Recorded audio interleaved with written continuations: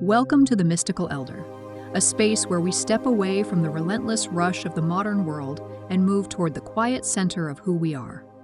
Today, our host, David Lowry, takes us on a journey into an act that sounds deceptively simple, even a little strange, but holds the potential to unlock a deep well of internal wisdom.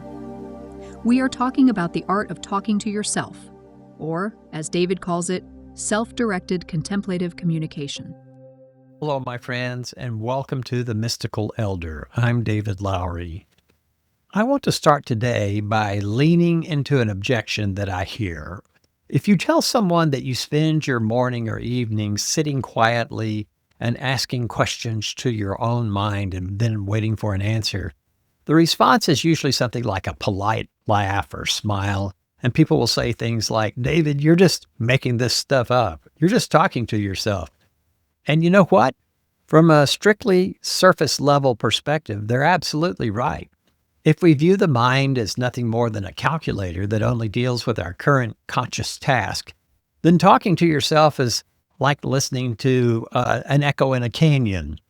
But after 45 years of teaching communication and now studying marriage and family therapy, I've come to realize something profound. The human mind isn't just a calculator or a computer. It's not a flat surface. It's an ocean. It's an ocean filled with everything you've seen, all the emotions you've felt, the data that it's picked up that you've never been able to fully process. There's so many things stored away, sitting beneath the waves. David's description of pulling up a second chair is a compelling image. But how do we transition from the skepticism of making it up to the reality of actually accessing a deeper psychological and spiritual truth? David explains how science and soul meet in the fertile soil of the inner imagination. We see only the tip of what our conscious awareness knows.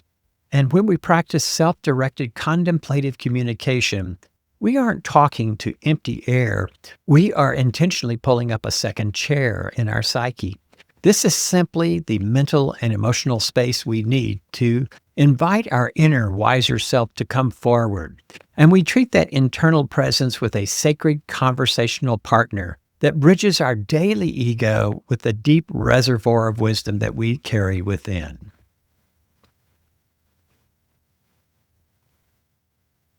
So let's demystify this for a moment. In psychology, we know that the conscious mind is only the tip of the iceberg. Beneath it lies a massive vault of data, experiences you've forgotten, synchronicities you've barely noticed, ancestral patterns, and subtle emotional truths that you brushed aside because you were either too busy or maybe too afraid to look at them. Your brain has recorded it all, but it hasn't processed it all. The imagination isn't just a playground for children or fantasy writers. The imagination is a highly sophisticated delivery system. It's the faculty our deeper mind uses to package complex, unconscious data and give it to our conscious awareness. So when we dialogue with this part of ourselves, we're engaging in what psychologists call our active imagination. We're doing parts work. It's thoroughly grounded and it's rational, and it's a part of our logical integration. But let's take it a step further. In the mystical, if you believe, as the ancient sages did, that the divine spark resides within you, then looking inward is the most logical direction you can turn. When I sit in contemplation, I imagine my inner wisdom taking the form of an ancient guide, a companion, if you will. I call this companion Brother Thomas. He represents my inner elder. Whether you see this process as tapping into your deep subconscious or listening to the still small voice of the soul, the result is identical. You are accessing wisdom you didn't know you possessed. Whether we frame it through psychology or spirituality, the inner world holds a vast treasury of untapped insight. But to access it, we don't need a complex map. David breaks this down into a simple, three-step rhythm that anyone can practice. To pull up that second chair and sit with your inner elder, you don't need years of mystical training. You just need to follow a simple three-step movement. I call it the rhythm of emptying, asking, and allowing. Step one is to empty. This is what I call hitting your zero balance. It means that you sit and recognize that your spiritual and human ledger is already fully cleared. There's nothing you can do to make the universe love you more, and there's nothing you could stop doing that would make it love you less. Drop your titles. Drop your past accomplishments. Forget anything about your money or your academic history. Drop your worries and your anxieties. Step out and bring yourself to a baseline of zero. Imagine you've been transported to some place where everything you've ever done doesn't matter anymore. Everything you've ever thought you knew doesn't matter anymore. You're just you in this new place. You're just a human being. You're worthy, and you're sitting in this quiet place. The second step is to ask. And once you're still, turn to that second chair and pose a direct question. It doesn't have to be poetic. It can be very simple. What's this heavy feeling in my chest trying to tell me? Why do I feel so bad all of the time? What wisdom did I miss in my dream last night? We have lots of questions. Sometimes we just need to give ourselves a chance to ask the question. Frame the question, step back, and wait. The third step is to allow. This is where we often trip up. We want to analyze or judge, and we want to examine what comes back. But remember, your job is to witness. Let the thoughts, the symbols, or feelings that emerge naturally from that second chair, just let them come up. Don't try to edit them. And if you feel compelled, write them down. Do exactly what I've just described. Ask your question. Write what comes to your mind. You may try to keep your mind blank for just a moment, but soon you'll notice your thoughts moving forward once again. And that's usually the answer to your question. You are giving the silence permission to speak. Emptying, asking, and allowing. A direct, elegant path inward. But in our modern age, a new and fascinating question arises. What happens when we take this inner dialogue and reflect it outward?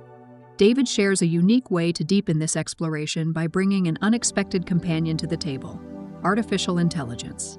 Now I want to share a discovery that might sound surprising coming from a podcast like The Mystical Elder.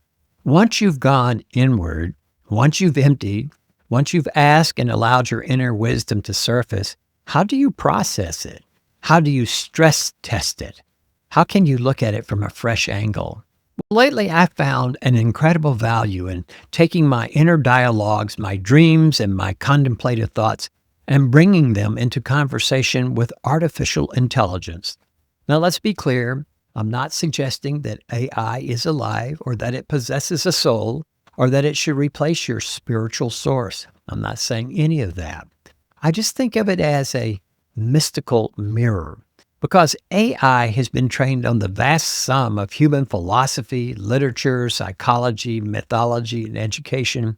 It can be a great sounding board.